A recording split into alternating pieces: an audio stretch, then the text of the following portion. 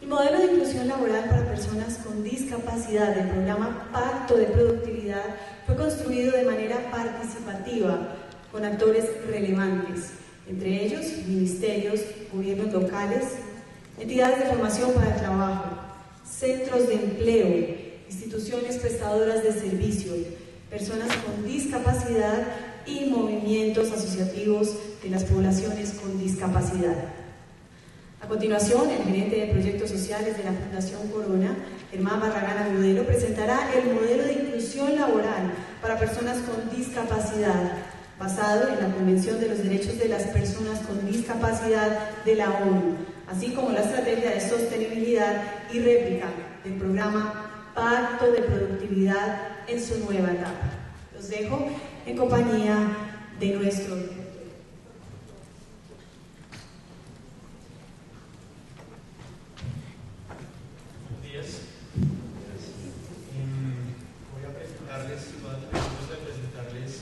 algunos elementos del modelo de inclusión laboral. Este modelo que recoge de alguna manera el aprendizaje de estas 4 ciudades y que nos marca no solamente la agenda de profundización en estas, sino que nos da una ruta de qué podemos hacer en nuevos territorios del país. Y para esto voy a dividir la presentación en 2. Por efectos de tiempo voy a acelerar un poco, pero quería decirles que las diapositivas que se han presentado y algunas de las que voy a presentar hacen parte del informe de gestión, que es un informe digital que generó el programa a propósito de este evento, que recoge por un lado toda la información de los indicadores, tanto nacionales como en cada una de las ciudades. Cuáles fueron los cursos movilizados, cuáles fueron las vacantes movilizadas, cuáles fueron los perfiles de las empresas, el tipo de cargos que se analizaron, cuáles fueron los actores que se involucraron. Cada uno de esos datos, tanto para lo nacional como en cada una de las ciudades, está recogido ahí. Pueden acceder a él, ya está en la página del programa. Pero además tiene información del documento técnico, información de cómo concebimos el modelo de inclusión laboral, cómo se construyó, cómo lo estamos entendiendo, porque es claro que no todos entendemos por modelo lo mismo, y cuáles son aquellos elementos que facilitan o que dan apoyo, que buscan dar herramientas a quienes todos los días trabajan en pro de la inclusión laboral, y cuáles son aquellos momentos que suponemos debemos vivir en otros territorios para poder promover. Porque fíjense que este tema de inclusión laboral, visto desde la forma en que lo estructuró el programa Pacto de Productividad y los socios, tiene una visión territorial, de articular los actores que tienen que ver con el tema y de alguna manera servir de acelerador para que al cabo de 3-4 años lo que ocurre en la ciudad haga que se adelante en el tiempo y estemos mucho más cercanos a ese mundo inclusivo que tanto queremos. Entonces, en la página están una serie de herramientas, recursos, todos estos elementos a los que me referiré y las diapositivas dentro del informe de gestión que incluye la parte técnica y los indicadores de las ciudades ya está disponible en la página. Entonces, como les decía hace un segundo, la presentación la voy a dividir en 2. En la primera voy a dar algunos elementos de lo que está contemplado en el modelo, cómo lo estamos entendiendo, cuáles son las cosas que están ahí. Y lo segundo es algunas ideas que me parece son importantes, que ojalá todos nos fuéramos con ellas en mente. He visto muchas caras, estoy muy feliz de reencontrarme con tantas personas con quienes hemos interactuado estos 5 años en las ciudades. Son personas que llevan el orgullo de trabajar todos los días por este tema, que saben muchísimo. Este modelo ha intentado ser fiel a los aprendizajes y a la gran experiencia que existe en las ciudades, pero también en ser transparente en los retos que se avecinan y en aquellas cosas que tenemos que mejorar. Entonces voy con la primera parte que tiene que ver con los elementos del modelo. La siguiente. Y lo primero que tenemos que decir aquí es que estas ideas sutiles que tienen una tremenda fuerza en la práctica y que nos marcan una forma distinta de hacer las cosas. Los protagonistas, sin duda, y no lo podemos olvidar, de la inclusión laboral son las personas y las empresas. Eso significa que hay un montón de actores que tienen que, en función de su razón de ser, prestar servicios a las personas o a las empresas, y hay otra serie de actores como Pacto de Productividad, pero por supuesto no solamente nosotros, que buscamos todos los días apoyar a esos actores que naturalmente deben estar involucrados en la inclusión laboral, pero somos accesorios. En la medida que nos acerquemos a un mundo inclusive, ojalá no se necesiten estrategias como Pacto de Productividad, porque debería ser un encuentro natural, como pasa con otras personas, ese acercamiento entre las personas con discapacidad y las empresas. Toda la lógica del modelo, las herramientas, las estrategias, no solo la lectura del qué, sino la profundización en el cómo, suponen que los protagonistas son personas y son empresas. Y para aquellos que trabajamos hace años en el tema de discapacidad y las instituciones que tienen un recorrido, por supuesto, mucho más amplio, qué importante es entender lo que significa la participación y la posición de la empresa como protagonista de este asunto. Porque de alguna manera se desvirtuó un rol al que quisimos de alguna manera adjudicarle al sector empresarial como parte de los responsables y empezamos a entenderlos simultáneamente como beneficiarios. Y todos aquellos que estamos encargados de la relación laboral, ¿qué era lo que teníamos que entender para que desde la lógica también de las empresas esto funcionara? ¿Cuáles son los mecanismos que permiten que la inclusión laboral sea efectiva en términos de las personas? Ahí tiene que ver la calidad de vida, tiene que ver la autonomía, pero también para que sea efectivo en términos de las empresas. La lógica de la productividad, que no tiene que ser un poco y no tiene que estar en contravía de él. A veces encontramos interlocutores que suponen que la productividad y la responsabilidad social o la productividad y los derechos son antagonistas, sino pueden ir en la misma vía. No existen procesos exitosos de inclusión laboral si no son exitosos tanto para la persona como para la empresa. Entonces, estos dos actores son los protagonistas y están en el centro de ello. La siguiente, por favor. ¿Y qué es lo primero que tiene este modelo? Lo que les voy a apuntar acá es un lienzo donde están varios de los elementos que componen estructuralmente eso que llamamos modelo. Que no es otra cosa que una foto donde están todas aquellas cosas que creemos tienen que mejorarse, ajustarse, tenerse en cuenta para que en un territorio la inclusión laboral funcione. Y esta visión, que es territorial, tiene otra particularidad, y es que ha buscado complementar los análisis que existían, algunos de ellos muy profundos, pero solo desde la lógica de uno de los sectores. Cuando uno quiere ver qué es lo que necesita una entidad para funcionar en términos de inclusión laboral, no solamente tiene que verse a sí misma, sino cómo es su conexión con los otros actores del territorio, con los otros actores de esto que hemos llamado el ecosistema de inclusión laboral, porque para las personas y las empresas termina siendo transparente que todos estos servicios y todos estos apoyos terminan llevando a concluir en materia efectiva la inclusión laboral. Entonces, si las entidades de todo tipo que están involucrados en este tema no entienden no solamente mucho mejor y cómo ajustar lo que hacen todos los días, sino su integración con otros actores, muy posiblemente grandes esfuerzos muy bien intencionados y a partir del monitoreo, y muchos de nosotros sabemos, con grandes recursos invertidos, no van a ser efectivos porque el pedacito que tocan va a estar muy bien y se chocan con una pared con lo que sigue en lo que pudiéramos llamar la cadena natural de interacción entre personas y empresas. Entonces, lo primero que está en este elemento es el modelo conceptual. ¿Cuál es el norte conceptual? Y eso es muy importante en estos temas sociales y para discapacidad aún más. Ninguno de nosotros es ajeno en la forma en que ha cambiado la manera de leer la discapacidad. Todos estamos familiarizados con la convención, pero la convención es tremendamente poderosa en darnos elementos de qué tenemos que tener en cuenta a la hora de hacer inclusión laboral. El primero tiene que ver con la forma en que concebimos. ¿Cómo conseguimos la discapacidad? Y algo que vimos en el trabajo en terreno es que, a pesar de que el discurso de la convención de entender la discapacidad y la interacción entre condiciones de las personas y los entornos ha permeado definitivamente el ecosistema, desde los niveles directivos lo tenemos incorporado, las publicaciones, el deber ser y todo este protocolo del discurso correcto ha incorporado a la convención. Cuando bajamos a las acciones de terreno, todos los días el trabajo con las personas y con las empresas y con las familias, hay acciones que están muy alineadas con la convención, con el modelo social, pero hay otras que no, que están mucho más cercanos a un modelo de normalización, a un modelo médico, y en algunos casos, incluyendo las familias, están más cercanos al modelo de presentencia. Si yo me paro en la convención, si yo me paro en el modelo social, estoy asumiendo una idea particular de cómo hacer la inclusión laboral. Y es definitivo a la hora de establecer las estrategias, los indicadores, los mecanismos, como los actores involucrados en este tema estamos trabajando en pro de la población. Si como actores no hacemos la reflexión de en qué punto estamos, va a ser muy difícil que alineemos las distintas estrategias y creemos, estamos convencidos que la convención nos marca el derrotero, el deber ser para funcionar. La primera implicación, si yo asumo que las personas con discapacidad tienen el derecho a vincularse, pasa la segunda por favor, desde la convención al mercado laboral, asumo que tienen el derecho, y la convención es muy bonita en este aspecto, las personas con discapacidad también tienen el derecho de vincularse al mercado laboral abierto.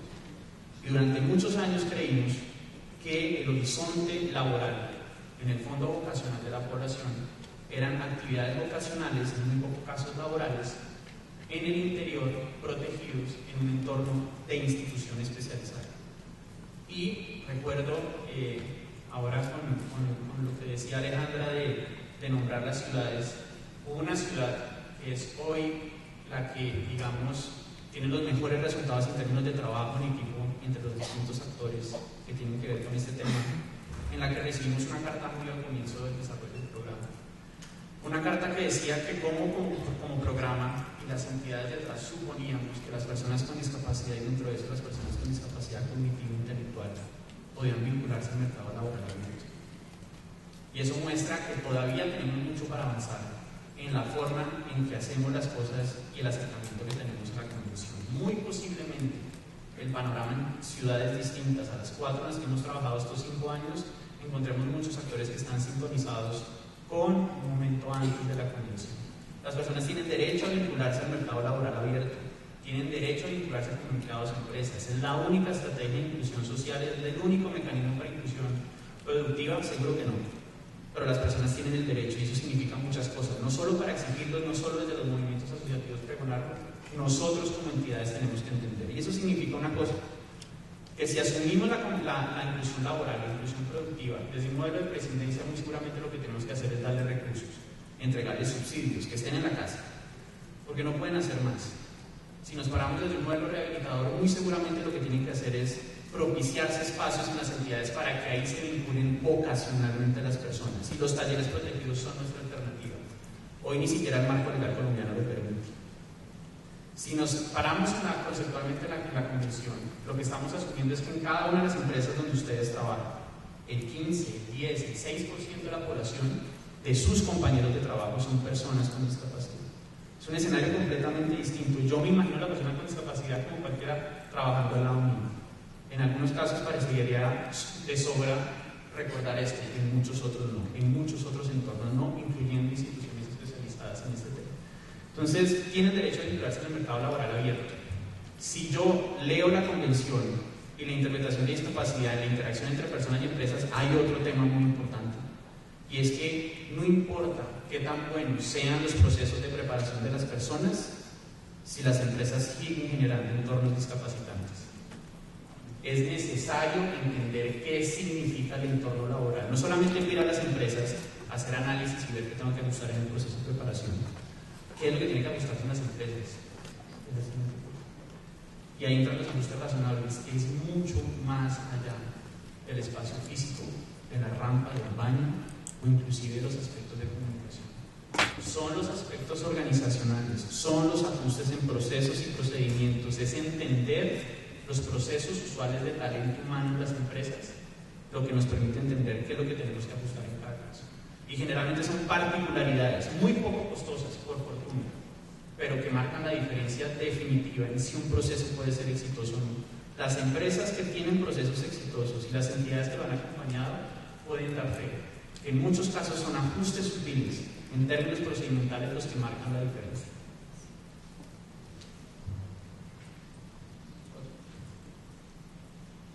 Y en este lienzo, algo de lo que hemos hecho es, aprovechando la gran experiencia y el recorrido de las 4 ciudades donde hemos tenido la oportunidad de trabajar, ordenar todos estos elementos que aparentemente componen lo que debería pasar con una persona y lo que debería pasar con una empresa, para que la persona esté preparada para vincularse a la empresa y para que la empresa esté preparada para vincular personas de manera adecuada entre esas personas con discapacidad.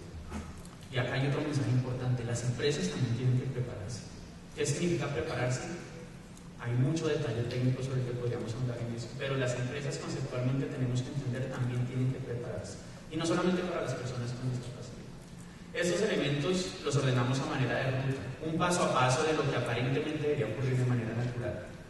Pero automáticamente también identificamos y nos sirvió para ordenar todas esas barreras que somos conscientes existen en el terreno, que dificultan. Y las pusimos específicamente en qué tramo de esas cadenas nos estaban generando inconvenientes, y eso facilita, por un lado, ver qué tan lejos estamos de un mundo ideal, pero también nos demarca cuál es la agenda. De alguna manera, quienes promueven la inclusión laboral deberíamos estar enfocados a romper unos u otras barreras en la ruta que debería permitir el encuentro natural entre personas y empresas. Y están los ámbitos, estos ámbitos nos han permitido un ejercicio posterior es identificar más fácil cuáles son los actores que tienen que ver con esto. Cuando nos acerquemos a nuevas ciudades, en la medida que llegamos a nuevos territorios, es muy importante entender estos tres tramos. El primero de elementos previos, elementos que tienen que ver con las bases no solamente para este tema de la inclusión laboral, pero también para la inclusión laboral, y que son definitivos, y en la medida en que estén alineados con este discurso de la inclusión laboral, muy seguramente van a potenciar sus acciones. Pero no se limita ahí. Ojalá progresemos cada vez más rápido en la inclusión de la población con discapacidad en el sistema educativo. Todos los días se generan brechas en educación básica y media, en el desarrollo de competencias básicas, lectura, escritura, o en el desarrollo de competencias ciudadanas, que son base después para el desarrollo de competencias laborales.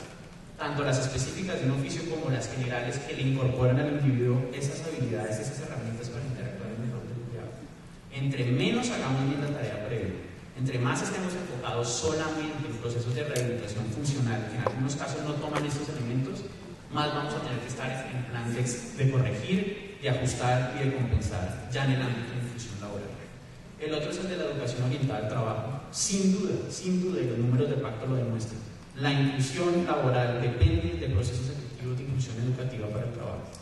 En la medida que entendamos que hay una gran oportunidad, no solamente en las universidades, en los pregrados, sino también en la educación técnica y tecnológica, no solo para la población con discapacidad, ahí vamos a entender que es un excelente mecanismo, absolutamente efectivo para lograr vinculaciones. Son mucho más poderosos procesos adecuados de formación para el trabajo, unas prácticas con unas gestiones bien hechas, unos acompañamientos, que todos los discursos de sensibilización que queramos hacer y todas las ferias laborales que queramos implementar. Es ahí en el terreno donde las empresas se dan cuenta que las personas efectivamente pueden ser empleados y que pueden ser empleados productivos en los términos de la vacante, y en esa medida se generan vinculaciones. Estos ámbitos se complementan con intermediación, y Alejandra hacía una alusión a eso. Desde siempre el trabajo ha sido un derecho fundamental en Colombia, pero la reforma reciente incorpora la gestión de empleo como un derecho que tiene que ser gratuito y regulado para todos los colombianos. Y eso dio lugar a la creación del sistema de centros públicos que existen en el país, que seguramente este año van a cerrar en cerca de 500. Un centro grande de más de 10-12 funcionarios puede mover 10.000 vacantes mensuales. Los centros de empleo cada vez más van a tener información de qué cosas se necesitan en el mercado laboral y la información de vacantes. Si todas las fundaciones nos uniéramos, todas las entidades de cooperación, todas las fundaciones de las ciudades, de las otras ciudades, y quisiéramos montar un sistema como el que ya existe, el sistema de empleo, no tendríamos ni los recursos ni la capacidad. Ya existe, por fortuna existe. ¿Cómo hacemos para que el servicio público de empleo, los centros que están autorizados y prestan servicios de gestión y colocación, puedan prestar servicios de manera accesible? Y esa es la lógica de generar capacidad instalada en parte de lo que les dijo Alejandra sobre lo que nos sigue. Entonces, estos tres ámbitos nos permiten incorporar todos los elementos que ustedes después van a ver en herramientas, en recursos y en gestión. Cuando uno analiza y mapea un territorio, estos son los ámbitos sobre los que leemos qué tan adelantado o atrás están y cuáles son los actores disponibles en un territorio para trabajar. Y estos actores tienen que ver con muchas cosas, no me voy a detener por términos de tiempo, pero quiero hablar de algunas particulares. Y si quieres, adelante el segundo. No, están las entidades que naturalmente prestan servicios en la etapa previa de la inclusión laboral, ¿no? Están las entidades prestadoras de servicios, y acá tenemos bastantes, de servicios de apoyo a la inclusión laboral. Están los centros de empleo, están los centros de formación, no solamente los del SENA, sino los privados. Pero hay otros actores que tienen que ver con este tema. Ayer fallaron una tutela de la Corte Constitucional, una tutela impuesta por la necesidad de incorporar ajustes razonables en una universidad. Por supuesto, falló a favor de la persona sordociega que lo interpuso. Cada vez más vamos a la exigencia del 16-18 de la ley estatutaria y de todo lo que se ha venido posterior, como la política institucional del SENA, que es la primera política institucional. El SENA por primera vez no solamente ha hecho cosas por discapacidad, sino que decididamente ha aprobado una política interior que va a permitir canalizar esos 7.000 millones anuales o los 30.000 del cuatrienio que nos anunciaron esta mañana. Y hay una serie de actores que tienen que ver con las reglas del juego. Y este modelo no se limita a dar pautas de lo que tienen que hacer los actores que todos los días trabajan en terreno. Este modelo da las pautas para ajustar a aquellos actores encargados de las reglas de juego en el territorio y de las reglas de juego nacional.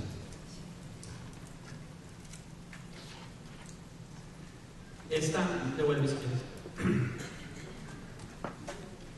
La línea anaranjada amarilla que demarca la ruta de encuentro entre personas y empresas, y la línea de abajo, la roja, la que demarca los distintos servicios que se pueden prestar para apoyar esa primera ruta.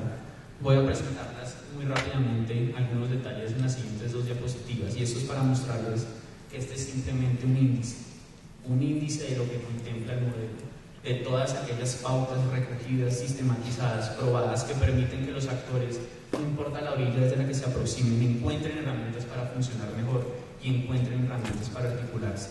Este índice, en la medida que no hace suma en cualquiera de sus partes, encuentra muchas cosas. Esta primera buscaba recapitular, por términos de tiempo no lo voy a hacer, ese camino natural que aparentemente deberían seguir personas y empresas donde se materializan las barreras. Todo lo que pasa con las personas, ojalá las personas pudieran acceder cada vez más a educación para el trabajo, a información de vacantes accesibles, a procesos adecuados, y se vincularan a empresas donde tuvieran todas las oportunidades. Y ojalá las empresas pudieran encontrar mecanismos que les facilitaran identificar e implementar los ajustes razonables en sus procesos de talento humano, sobre todo publicar vacantes de manera adecuada por competencias, y que pudieran acceder a personas con discapacidad y tener acompañamientos que les permitieran consolidar los procesos dentro de sus empresas, sobre todo los primeros, donde necesitan más acompañamiento. Y este tema de competencias es crucial. Y antes de seguir con la diapositiva que viene, voy a hacer una reflexión sobre el tema. Las competencias permiten, en la medida que se incorporan a los procesos de preparación de las personas y a los procesos de talento humano en las empresas, que ese primer punto de encuentro, que son los procesos de preselección y selección, estén enfocados en identificar si las personas tienen lo necesario para el cargo y si la empresa tiene lo necesario para recibir adecuadamente a esa persona, y las expectativas de ambos y necesidades se cruzan. Si no está por competencias, y eso no pasa solamente para las personas con discapacidad, sino para varias poblaciones, es una gran tragedia para las poblaciones que usualmente están fuera del mercado laboral. Si los procesos de talento humano siguen enfocados en perfiles con requisitos formales que solamente recojan cantidad de años previos, experiencias, estudios de seguridad, ni la empresa sabe si efectivamente el candidato tiene lo que necesita la persona que se está presentando, y las personas con discapacidad y otras poblaciones se van a quedar por fuera. Si la empresa está centrada y el proceso está adecuado para entender si tiene las competencias, no me importa si es alto, bajito o cualquier característica, me importa si la persona efectivamente cumple con lo que necesita una empresa. En la medida que incorporemos estos temas en la preparación, el asunto y la lógica de las competencias, pero también en los de talento humano y en la lógica de intermediación, y este es un llamado para toda la unidad del servicio público, especial del servicio público de empleo y el ministerio, ahora que el ministro hablaba de los que hay que andar y los cómo, si ya los tenemos claros. Hay que lograr que los procesos que se intermedien desde los centros de empleo estén cada vez más estructurados desde competencias, y no solamente en el discurso y en las primeras interacciones con las personas y en la gestión con los empresarios, en las herramientas de evaluación y las herramientas de acompañamiento, en cómo hacemos la evaluación de si efectivamente el asunto está funcionando, y en la canalización hacia la formación. Dale el siguiente. Y esta es una foto de la ruta de servicios, y en esto quisiera ahondar en esta claridad. El modelo no se reduce a la ruta de personas y empresas, el modelo no se reduce a la ruta de servicios, y es muy difícil que un solo actor haga todos los servicios. Esta ruta de servicios recoge las distintas puertas por las que se pueden vincular actores que tienen que ver con este asunto para propiciar la inclusión laboral y interactuar con otros. Y en esto, arriba está empresas y abajo personas, lo va a pasar muy rápido. Como les digo, esto está todo en el documento técnico. Lo parte que está abajo son las primeras cosas que hay que hacer con las personas que tienen que ver con perfilamientos.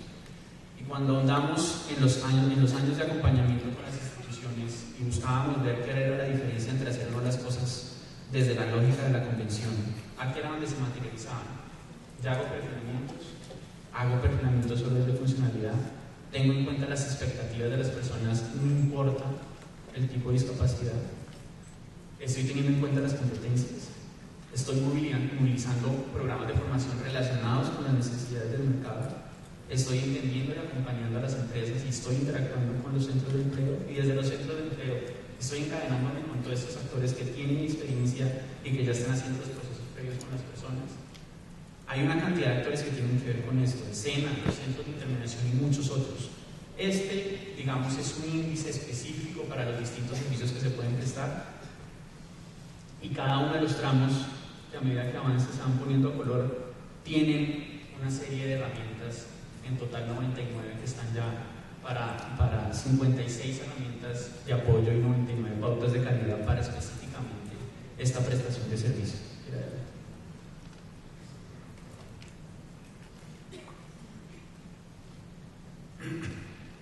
Los voy a dejar con una infografía que resume parte de lo que tiene el modelo.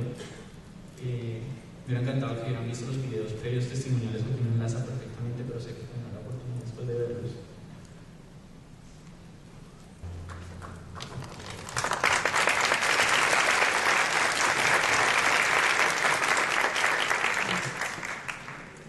Nos interesaba que quedara muy sobre la mesa la intención, en el fondo, de asumir como programa la construcción de un modelo, transmitir que la construcción de un modelo no se hizo con unas personas encerrados en una sala, sino a partir de la vasta experiencia que existe en el país.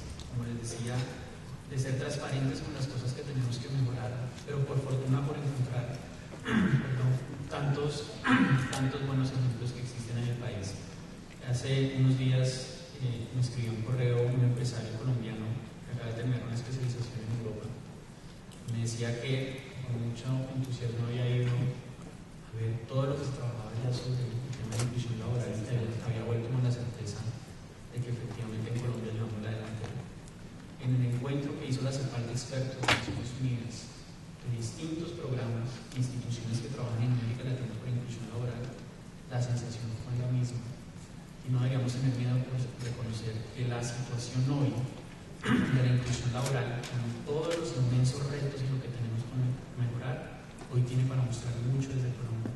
Los avances en formaciones tituladas de población con discapacidad, no solamente cursos cortos, y con todos los tipos de discapacidad, para los mitos de titulaciones como la cognitiva no se podía. La cantidad de vinculaciones de personas en distintos oficios. Una cosa que generalmente nos preguntan los empresarios es, bueno, dígame, ¿para qué trabajo sirve una persona con discapacidad? Y lo que le contestamos es, ¿cuáles son los trabajos para los que sirven las mujeres, los hombres, los colombianos? No sé. Depende de las características de la persona con las características de la vacante. Ahí es donde se materializa. Ni las personas con discapacidad, ni todos somos buenos para todo. Pero con seguridad, en un mercado laboral como el colombiano existen oportunidades para la gran mayoría. Y en la medida en que rompamos esas barreras de forma, se va a seguir materializando sin pausa la inclusión laboral. Voy a ir con las últimas ideas de fuerza para cerrar. La primera, porque apostar a la inclusión laboral. Y sobre eso hemos tenido muchos interlocutores que nos han preguntado a lo largo del camino de por qué apostarle. Colombia en particular es un país de ciudades intermedias. Según estimaciones del año, solo con datos de cabecera municipal, 46 ciudades de más de 100.000 habitantes. Dentro de unos años, el 86% de la población va a vivir en zona urbana. Y por supuesto, nuestro mercado laboral tiene una informalidad muy alta. Por supuesto que nuestro mercado laboral tiene aún un nivel estructural de desempleo, pero existen muchas oportunidades y un terreno muy grande por zanjar entre el nivel de desempleo de la población, que puede estar superando el 70-80%, y los niveles que para todo el mundo existen en Colombia. Ese es nuestro terreno, no llegar a cero porque sería una quimera, pero podemos avanzar mucho. Y hay grandes oportunidades. Si queremos apostar a estrategias que nos permitan contar con un panorama distinto en la calidad de vida de la población en unos años, hay que aprovechar lo que nos ofrece Colombia, estas ciudades intermedias, estos mercados, una cantidad de población joven respecto al total de la población en crecimiento, y va a estar muy alto hasta el 2022, y unas grandes oportunidades a partir de lo que se está moviendo como el sistema de centros de empleo, los ajustes en formación a través del SENA y una cantidad de cosas más. Lo segundo es que queremos llamar la atención sobre la diferencia entre los ajustes razonables y las acciones afirmativas u otro tipo de acciones afirmativas para no entrar en un debate conceptual. Generalmente lo primero que se le ocurre a la gente cuando empieza a aproximarse al tema es que lo que necesita la población son cupos. Y entonces dicen que toca sacar una ley para tener que el 10% de las personas en las empresas, o cupos en el SENA, o cupos en los centros de intermediación, o cupos. Podemos sacar una ley mañana que diga que el 100%, el 90% tiene que ser personas con discapacidad, y se van a seguir estrellando exactamente con las mismas barreras. Y hay muchos, no son pocos, y esto es sorprendente, actores que dicen que no deberían incorporarse ajustes para las personas con discapacidad porque no se les debería dar beneficios adicionales. Y quiero poner la siguiente analogía para que entendamos la diferencia entre una acción afirmativa y un ajuste razonable. Supongamos que una empresa, una firma de abogados, abre un proceso para reclutar un nuevo abogado y se presenta un excelente abogado graduado de la mejor universidad que ustedes quieren. Si es una persona con baja visión y el proceso de selección es un Guartec, un 16PF, un Valente, cualquier prueba, la persona no va a pasar, no porque no tenga las competencias, puede ser el mejor candidato de todos, porque hay una restricción de forma. Una acción afirmativa lo que buscaría es hacer que la empresa abra cupos para garantizar la entrada de esa persona. Una acción afirmativa lo que supondría es que la persona no hiciera un proceso de selección. Un ajuste razonable lo que buscaría es que la empresa garantice que en la evaluación sepa si la persona tiene las competencias y garantice que la persona pueda mostrar sus competencias y no tenga barreras de forma para hacerlo. Esa es la diferencia.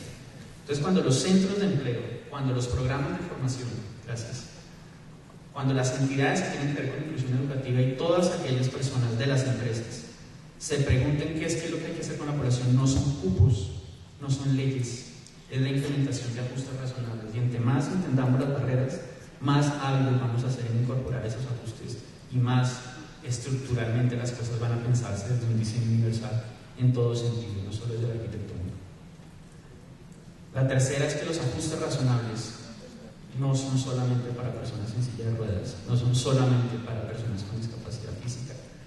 Hay distintos tipos de discapacidad y dentro de eso hay un universo gigante que nos inventamos esta categoría de discapacidad, pero que recoge un montón de realidades. Si las empresas entienden que lo que tienen que hacer no son solamente poner ascensores y meter una cantidad de recursos, ajustes arquitectónicos en el mobiliario, y más bien acompañarse de entidades, y las entidades entender los centros de intervención, movilizarlos, para ver cuáles son aquellos puntos en la definición de las competencias del cargo, en la postulación de la vacante, en los procesos de preselección y selección, en las inducciones, en la contratación, en los procesos de formación dentro de las empresas, en las evaluaciones de desempeño. Ahí vamos a entender cuáles son los ajustes que hay que incorporar. Entre más entendamos los procesos de talento humano, más vamos a ser certeros en incorporarlos. De otra manera vamos a seguir pensando en el baño de la rampa. El siguiente, por favor. Otro punto importante, muchas de las barreras a las que se enfrentan personas con discapacidad y todos los que promovemos el tema de inclusión laboral son barreras que no dependen de la discapacidad. Son barreras que no están circunscritas a la población con discapacidad. Son barreras a las que se enfrentan poblaciones de todo tipo en Colombia y en realidades como la nuestra. En la medida que entendamos, vamos por un lado a quitarle el estigma que a veces nosotros mismos reproducimos al tema de discapacidad y por el otro vamos a ser más capaces de incorporar otros sectores. Por fortuna Colombia está avanzando no solo para personas con discapacidad en este tema. Todo el tema de formalización, tener más claro las brechas y las necesidades del mercado laboral y en perspectiva lo que se necesita para ajustar toda la oferta formativa, los análisis que existen por competencias, por fortuna cada vez se están incorporando más en los distintos puntos de la cadena. Cada vez entendemos más cuáles son las fallas del mercado. Pero en todos los sectores, con todas las poblaciones, hay actores como los que están acá sentados, de instituciones, de programas, de asociaciones que quieren promover la inclusión laboral de su población en particular. En la medida que nosotros entendamos esos temas estructurales de nuestro mercado laboral, nos vamos a poder adelantar y vamos a poder facilitar la inclusión laboral de esta población en particular, que en términos de minoría es la minoría más grande. Para cerrar los últimos dos, les decía que ya están los recursos disponibles, incluyendo este informe con todo el desarrollo técnico. Este es el link dentro del Pacto de Productividad /inclusión. Encuentran los documentos, las guías, hay un montón de recursos y la intención es seguir teniendo esto disponible, incluyendo los accesos a la aula virtual y todas esas cosas de las que se enteraron hoy, que ya sabían que se podrán seguir enterando en el camino. Y los dejo con un último video y llego para el último punto.